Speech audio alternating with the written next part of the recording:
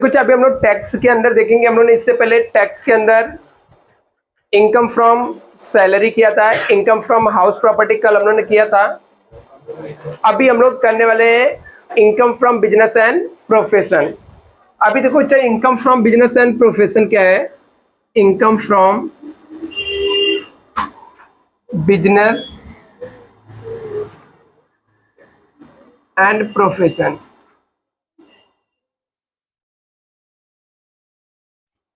मतलब इसका होता है कि बिजनेस एंड प्रोफेशन से आप कौन कौन से इनकम अर्न कर सकते हो। ठीक है, उसको हम लोग बोलते हैं income from business and profession. यदि आप कोई बिजनेस करके इनकम अर्न कर रहे हो या कोई आपका प्रोफेशनल है, प्रोफेशन मतलब क्या, जहां पर आपको फीस मिलता है, तो उसमें आपको टैक्सेबल इनकम कैसे निकालना है।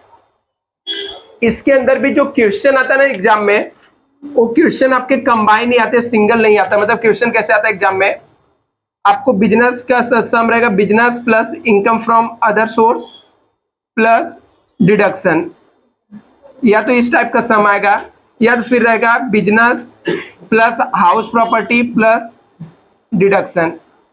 इस टाइप के यहां पर सम आते हैं।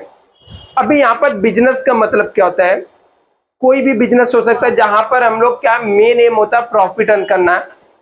तो अभी यहां पर क्या होता है ना, दोनों के रिकॉर्ड में डिफरेंस होता है। मतलब गवर्नमेंट के हिसाब से, इनकम टैक्स के हिसाब से कुछ अलग ही रिकॉर्ड मेंटेन किया जाता है, और एज पर कंपनी एक्ट या हम लोग बोल सकते हैं जो बिजनेसमैन रहते हैं वो लोग अपने हिसाब से रिकॉर्ड मेंटेन करते हैं। और फाइनली क्या होता है, लास्ट में एक बिजनेस का प्रॉफिट निकाल के दे देते हैं। अभी यहाँ पर एकदम सिंपल सा तरीका रहता है कैलकुलेट करने का। मैं इसका फॉर्मेट बता देता हूँ बिजनेस एंड प्रोफेशन का। इसका फॉर्मेट जो रहता है,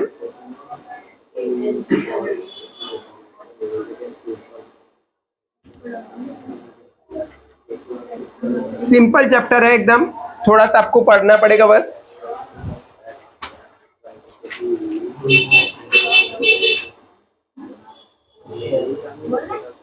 income from business, particulars, rupees, ठीक है, ये सब चीजें इसके अंदर होता है फॉर्मेट। अभी आपको सबसे पहले यहां पर लिखना होता है net profit as per profit and loss account. मतलब आपने जो प्रॉफिट एंड लॉस अकाउंट्स बनाया था उसके हिसाब से जो कुछ भी आपका प्रॉफिट रहेगा वो सबसे पहले यहां पर लिख देने का। फिर इसके अंदर ऐड करने का,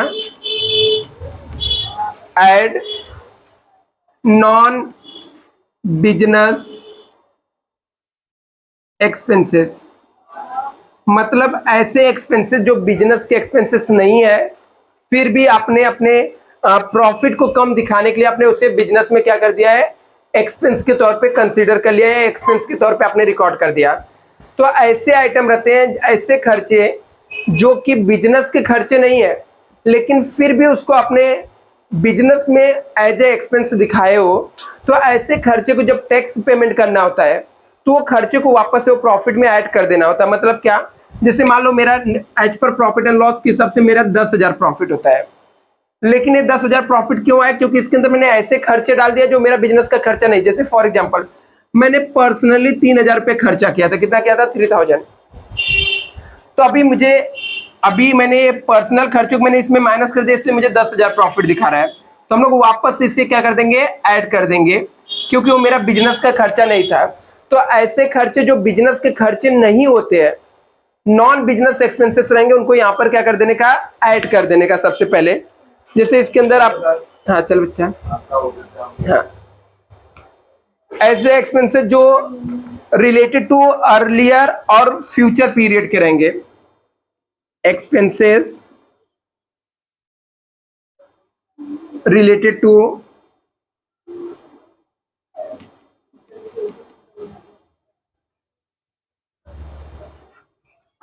अर्लियर एंड फ्यूचर डेट, ऐसे खर्चे जो फ्यूचर के रहेंगे या बहुत पहले का आपको दे दिए, मतलब वो करंट ईयर का नहीं, आप दूसरे साल के खर्चे हैं, फिर भी उसको आप इसके अंदर यहाँ पर यदि आपने लिख के रखा है तो ऐसे आइटम को यहाँ पर ऐड कर देने का, मतलब नॉन बिजनेस एक्सपेंसेस ऐड कर देने का।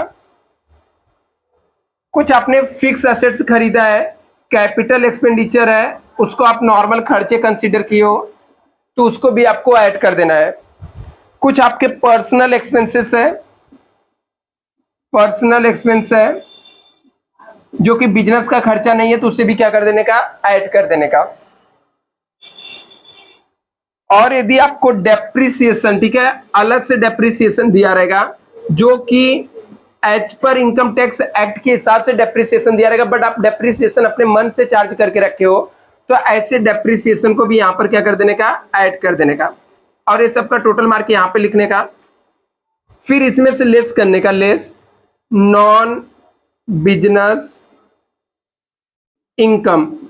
यदि आपने कोई ऐसा आइटम लिख के रखे हो जो आपका बिजनेस का इनकम नहीं है, फिर भी आपने इसके अंदर लिख के रखा है नॉन बिजनेस इनकम है, तो उसको क्या कर देने का, लेस कर देने का। जैसे आपको कुछ टैक्स से प्रॉफिट हो गया या इंटरेस्ट रिसीव हुआ, कहीं अदर जगह से रिसीव हुआ, ऐसे कोई भी आइटम रहेंगे जो आपके बिजनेस के नहीं है तो उसको यहां पर क्या कर देने का, ऐड कर देने का, हाँ लेस कर देने का, ठीक है। ऐसे इनकम जो बिजनेस की इनकम नहीं है, like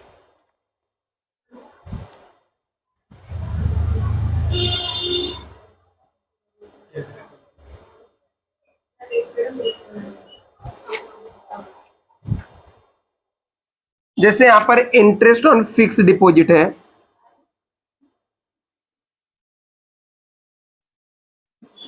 interest on fix deposit हो गया, या और भी कुछ ऐसे एग्जम्प्टेड इनकम रहेंगे जिनके ऊपर टैक्स नहीं लगता है, एग्जम्प्टेड इनकम है। ऐसे कोई भी इनकम जो बिजनेस की इनकम नहीं है तो उसको टोटल मानने का और उसको यहां पर लेस कर देने का। जो भी आइटम आएगा इसमें से लेस करने का depreciation as per income tax. फिर आपका जब फाइनल इनकम आएगा वो आ जाएगा नेट टैक्सेबल इनकम।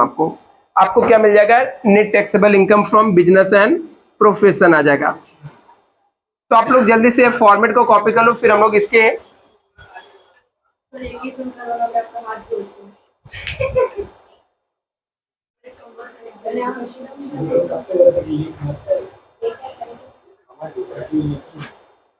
इसका फोटो भेज दो। अच्छा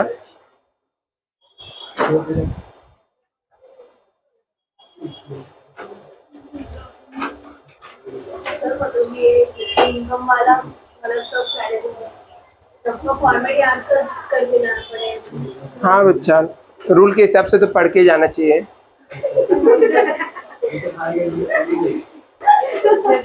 मतलब ऐसा कोई भी